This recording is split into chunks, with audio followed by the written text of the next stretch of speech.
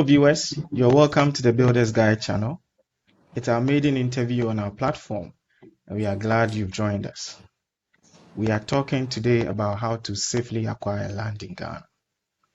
And by this, we'll try and get answers to the key questions on the minds of many land buyers in Ghana. To help us do this, we have a very important guest who is well versed in the area of land registration processes. He is the founder and CEO of Estate Company Limited, a real estate company in Ghana. He is a real estate consultant and a former staff of the Lands Commission of Ghana, Land Title Registration Division, and Public and Vested Lands Management Division. He also holds a bachelor's degree in land economy from the Kwame Nkrumah University of Science and Technology. You're welcome, Mr. Kofi Amoh-Okyene. I hope you're doing well. I'm very well, thank you. And hello to all viewers. All right, that's fine.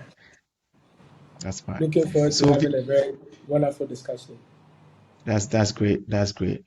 So viewers, before we continue, may I request that you subscribe to our channel and click on the notification bell so you don't miss out on any of our videos. Yeah. So good to see you, Mr. Okyene, once again. Good to see you, sir. Good to see you, sir. All right. So as I indicated earlier, we'll talk about how to safely acquire land in Ghana. And we know that owning your own plot of land is considered one of the greatest achievements by many individuals. And but finding the perfect spot comes with many considerations and challenges. And then while navigating these waters may seem intimidating, we believe that having the guidance of a professional would give us a peace of mind. It is for this reason that we have invited you to assist us with the best advice when it comes to acquiring or buying land in Ghana. So to start with, may I know from you what categories or types of land exist in Ghana? In Ghana, thank you for the opportunity once again. In Ghana, we have both private and then public lands. And we have most of our lands being private. Being private is about 90%. And I will explain further what I mean by the private lands. So with the private lands, we have the stool lands, basically private individuals, stool or skin. So with regards to the land framework, it's mostly owned by the people. Let me say so. So that's with regards to land ownership categories in Ghana. Okay, so that's basically private lands, and which is basically the majority, right? The percentage again. That's about 90% of the total lands in Ghana, and then the government owns very, very small. That's the public lands. That's about 10%. Yes. Oh, but quick one. Even with the 10%, we hear of encroachment on government lands and all that. So that is a very small percentage. So I'm wondering how that percentage is also being taken advantage of, and then how do governments acquire these lands? If initially it was for the in private hands, and then now government having 10%, and now people taking advantage of the 10% as well. Yes. Most of them were actually private lands, but the government had to acquire them for public purposes. For instance, roads, airports, and sometimes too there could be a situation where maybe privately they have some conflict. So the best solution was the government to come in and then acquire these lands, to broker peace and everything. Exactly. So, like you mentioned, in reality, even these public lands have been encroached. So, if you are looking at the percentage wise, it might be even less than 10% that is owned by the government. Okay, thank you. So, let's also look at this. What steps are involved in purchasing land in Ghana? With regards to the particular steps involved in purchasing land, it would definitely vary in terms of how people might approach it. But one key thing that we always advise in the approach is that you must conduct your due diligence. What we mean by due diligence is usually going to the Lands Commission to verify whichever land you are trying to buy. And then in doing that, you are doing a search. You conduct a search report on the land you intend to buy. But we also advise that before you even conduct a search report of whichever land you are interested in, you should have your own surveyors go to the site, pick the site of which you are interested in case you are buying from a company, if you are buying from an individual. The best is you have surveyors go to the site, they produce a site plan you are very sure of because you've seen that particular parcel of land. So once that site plan is produced, that is what you use to conduct a search and lands commission. Based off the results that will come from lands commission, you can advise whether you should purchase the property or not. In terms of the approach, some people might want to pay after the search. They might want to pay maybe half. All that would be between the parties and their contractual agreement. But the best advice is you need to conduct due diligence. That is the major step in approaching land purchase basically. Okay. So in this case, the search will be done by this individual by going to the Lands Commission or what? Exactly. So once, like I mentioned, you need to produce a site plan of which you are very sure of with regards to the land you are interested in. And then you take that site plan to the Lands Commission, you submit it that you want a search done on that particular parcel of land. And then the results will come. If usually it's in the name of the person you are buying from, then you are quite sure that this property you are buying is basically owned by the person you are buying from. So you are buying from the rightful owner. And beyond Okay. that, this is what I call the groundwork. It's also part of the due diligence. You can usually visit the site, on your own at different times to ask the neighbors, people around. You need to really find a way to determine the ownership. So you ask neighbors around. Beyond this is beyond the search. You ask neighbors around who owns this property, and if they can even show you if it's not just the bare land, and let's say there's a structure there, they can show you electricity bills, anything of that sort. That can make you very comfortable. That is beyond the search and lands commission. All right. But the All most right. important part of that approach is doing the search and lands commission and doing the right search by having your own site plan, produced, and then you conduct Okay. a search. Exactly. Okay, thank you very much. Quick one before I move to the next question. The search, do we pay for the search or it's for free? And can we do it online by ourselves? The search is paid for. Lands Commission at this very moment has, let me say, gone a bit digital. But usually it can be done online. You create an account on their platform, and then you upload the search, and then the payment will be done through maybe a Visa card or Momo of that sort, and then you can get the search conducted. But they actually just went digital, so they are struggling with that a bit. But if time is not in your favor, you can actually take the site plan to the Lands Commission and then take it to their client service unit. Then they can pick it up from there for you, and then they'll conduct the search. All right. All right. Yes. Thank you very much, Mr. Ochin.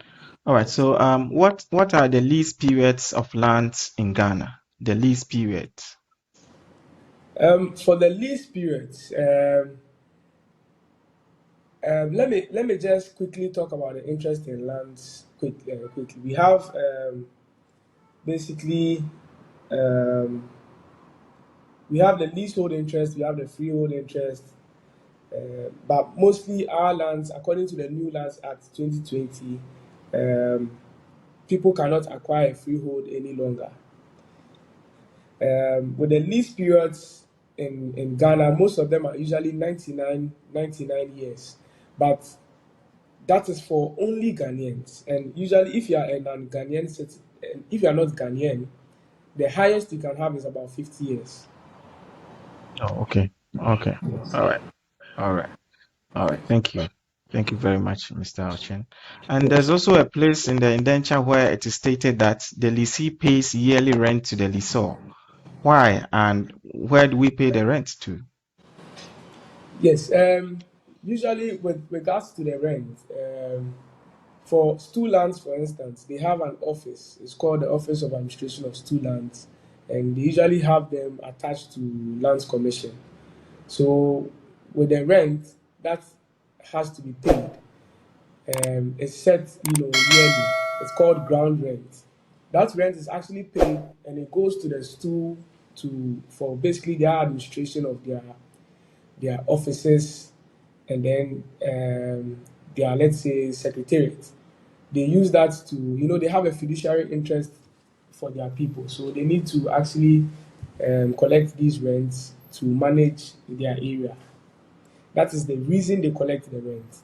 So if it's not even a stool land, it's expected of you to pay to the lessor, and then it goes back to the allodial owners to, administer the land. It's more like, let's say, a property, and let's say they have some maintenance fee they want you to pay to make sure certain things are being done in the area. That's what it is.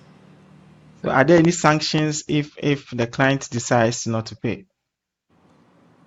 Usually that would be Or the stated. landowner, sorry. Yes, it's usually stated in the indenture, but in reality, we've hardly had any, let's say, property that has been sold, and then the lessors have come on the ground to, reclaim their property because ground rents haven't been paid.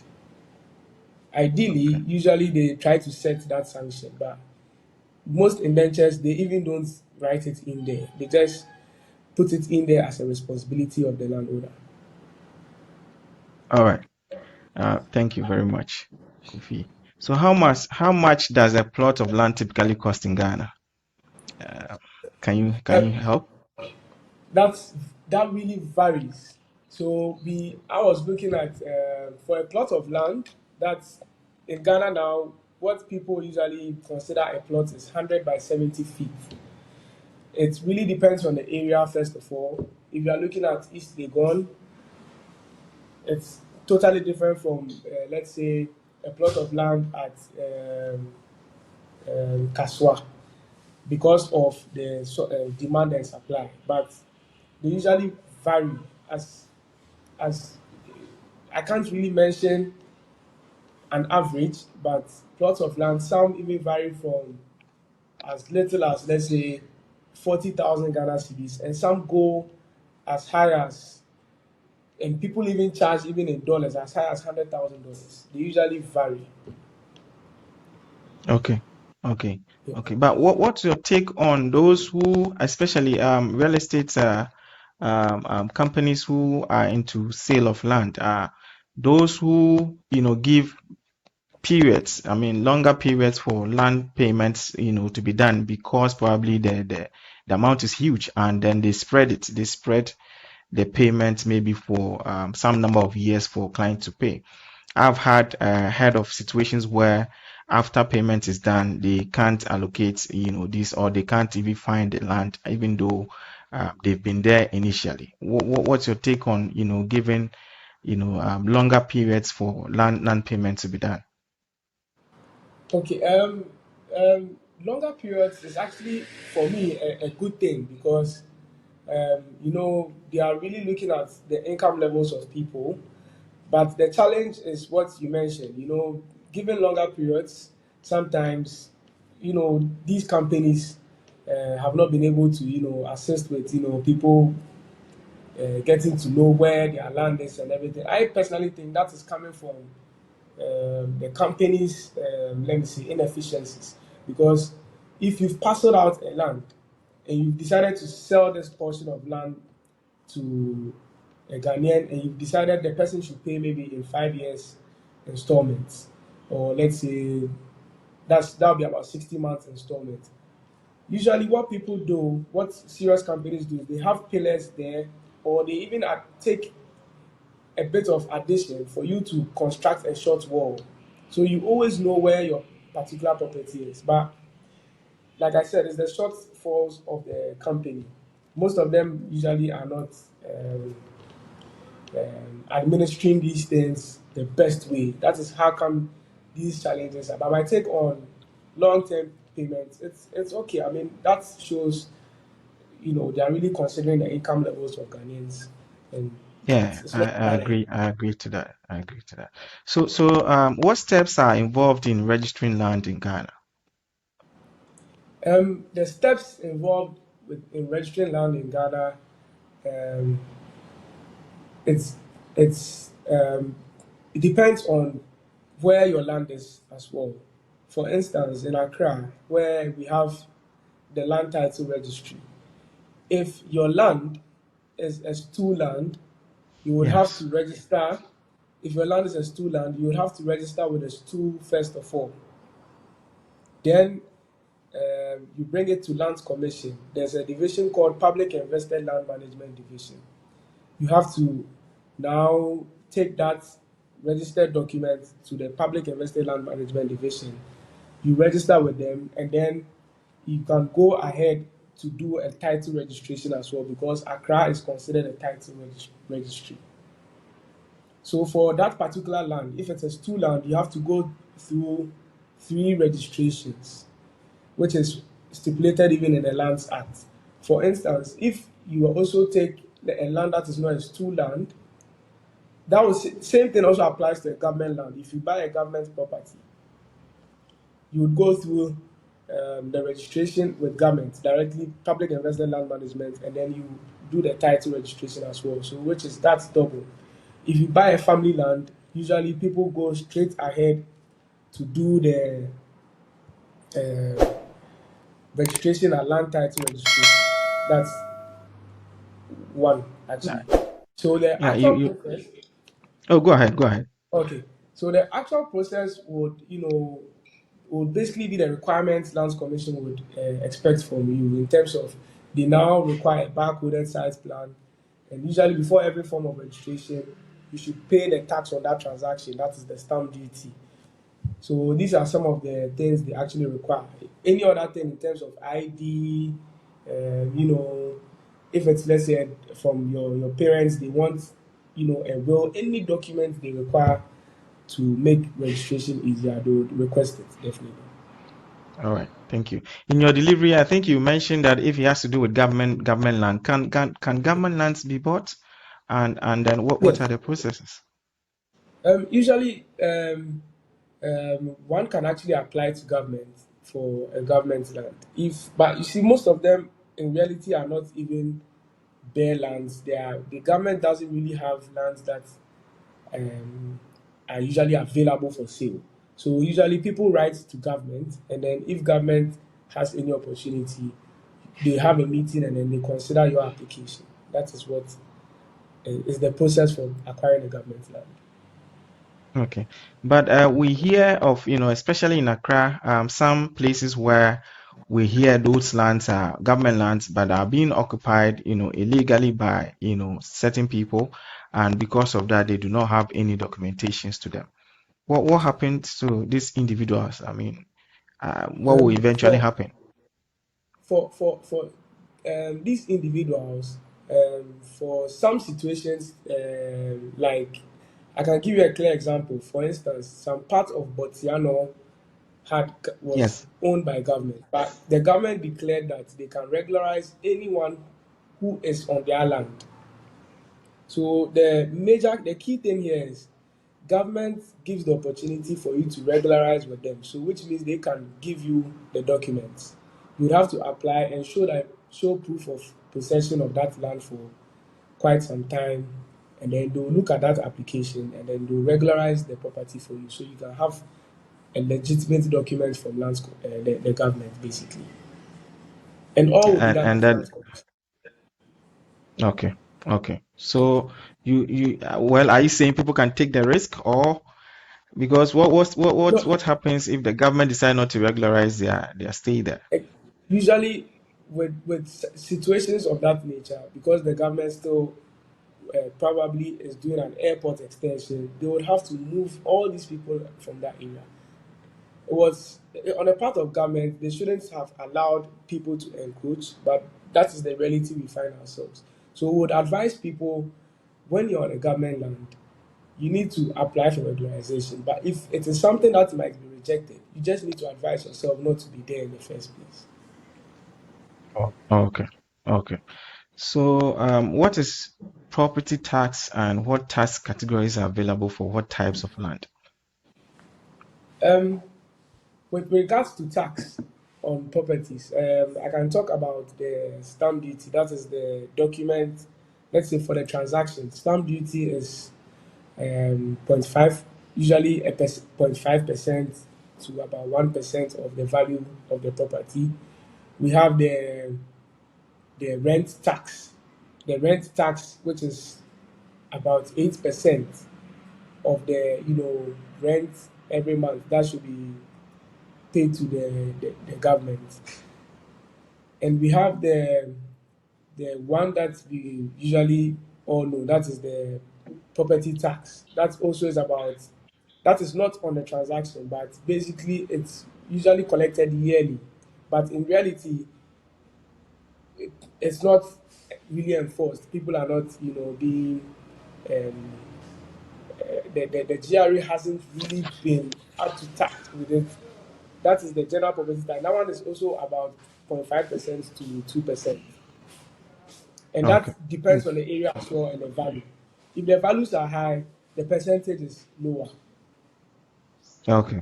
All right. Thank you very much, Mr. Mo. So, what's the difference between ground rent and property rent? Ground rent, I would say, ground rent is um, it's like I mentioned earlier, it goes to the allodial owners. What I mean by allodial owners is the first and original owners of the land. They usually have the freehold interest on the land. So they are usually trying, they are not trying, they are actually collecting these rents to manage the area and their people. When you look at history, back then it was, let's say, the chiefs of that particular area. They wanted everyone who is on their land to pay some rent to them. And then that rent goes to them and then they can use that to do administration in the area. So that has always been the case for ground rent. But property rent is what we all know that is usually going on when there's a structure on it and then the person decides to have tenants, they expect the tenants to pay the rent. Okay, so the property rent is paid by the tenants, or they are paid by the owners of those facilities. Property rent, in this case, I'm looking at, let's say, a building, let's say a two-bedroom apartment or an apartment, someone living in a property and then paying rent for it because he doesn't own it. So he's paying to the landlord rent. And then the ground rent has to do with the landlord who owns the land and then the property. He has to pay that to the first and foremost um, owner of the land. Okay, Usually okay, the thieves. Exactly. That's okay. the Legit. difference with property rent and ground rent. So let me ask this as well. Before making a purchase, what other hidden fees should be taken into account? Before making a purchase, the I wouldn't call it a hidden fee, but um, you should really take into account the registration of the property, the purchase, and um, usually the transaction cost, maybe legal fees from the maybe lawyers you have who might be drafting the documents and everything. So I think these are the major hidden fees that you know, you should consider when it comes to um, purchasing of property. Oh, okay. So I think you touched briefly on this earlier. Is it possible for foreigners to purchase land in Ghana, and if so, what are the requirements? It's very very possible. Um, with regards to requirements, it's just as normal as the usual Ghanaians. Once you have your ID and then you are transacting with the person, it's just that the Land Act does not it prohibits them from having 99 years. They have not more than 50 years on the property. Oh, okay. Okay. Exactly. Okay. Okay. So what happens after the 50 years?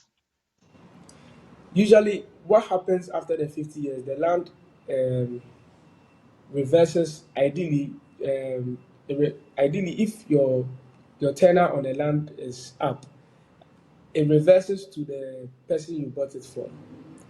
That is a reversionary interest in this case. But usually, based on the Land Act now, there's this implied covenant. Even if it's not stated in the indenture, you have the option to renew your lease. Okay. I think Yeah. it's been bothering my mind. So renewing it, does it mean that at that point in time you are going to pay, amount, as to the rate, the current rate? For example, if I bought a land 99 years ago and I'm supposed to renew it now, am I going to, pay the current market rate, or what is going to happen to it? Usually, with the renewal, you pay. I can speak for government lands. You pay not more than 15% of the market value, the Not current more market than value. 15% of the market value. But you Okay. actually have Oh, to pay something for the renewal. oh, okay. Yes, I So can so speak what for what that. happens if you can't pay? In that case, I think you might lose the property. But you see, it's implied that you have a renewal option. So you need to actually pay and then secure it, because for government lands in this case, if you don't pay, then it means you have no interest in the property anymore. Okay. Thank you very much. I think let me ask my last question before we conclude on this discussion. Is it better to purchase land from owners directly or through real estate brokers? That's a very interesting one. For me, I can't usually um tell whether brokers are the best or not, because in Ghana, some of the brokers are not usually real estate professionals as well. The best advice I can give, even if you are going to a broker or you are going to individuals, is to conduct your due diligence. In your due diligence, 80% of that is you conducting a land search and doing it the right way. So whichever way you decide to purchase property, I personally believe that due diligence is very important. Okay. Okay. Yes. So I noted a few things. If I could run it, by you. So From the beginning, I think you mentioned that, the land allocation, I mean, it's the ownership itself is owned 90% by the private people, and then the government has about 10% stake. Okay, and then when purchasing land, you are supposed to ensure you do your search as well as do your due diligence. And then if you have to, there's a process for you to do it online. If but not to, I don't know. I think there are issues with it, so individuals can go to the Lands Commission with their site plan, yeah, go follow yes, up and all that. And then also there are steps to follow, and then we mentioned stamp duty, property tax, ground rent, which goes to the allodial owners. And then the hidden fee, as you mentioned, there are not really any hidden fees, but you should just take, interest in registering the purchase. And then foreigners can also own land. I mean, just that they cannot go beyond 50 years. And then I think you concluded by saying that you can't choose between brokers and then landowners. The most important thing is doing your due diligence. yes, yes. Is that it? All right. It's very key, very key. All right. Thank you very much, Mr. Kofi Amochin. I think we should be doing more of this, and I'm definitely going to come back to you for So for more such information. I don't know. Can you share your contact with viewers who may need your assistance in registering their land? If you can yes, mention it, and I think I will roll it on the screen for them to get in touch with you. yes. They can also contact me for real estate advice. My number is 054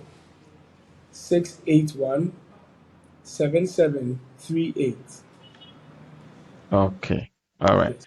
Thank you very much, Mr. Kofi Amochin. Thank So you, Mr. we'll get Ofia. back to you. we'll get back to you. We are most grateful for the insights.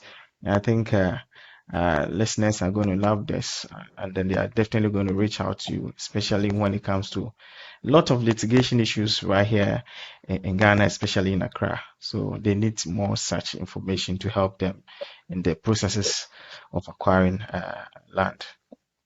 All right. Thank you, So Mr. thank Sir. you. Thank you. Thank you for watching, viewers. Please subscribe to our channel and give us a thumbs up if you enjoyed what you watched. Thank you and bye bye.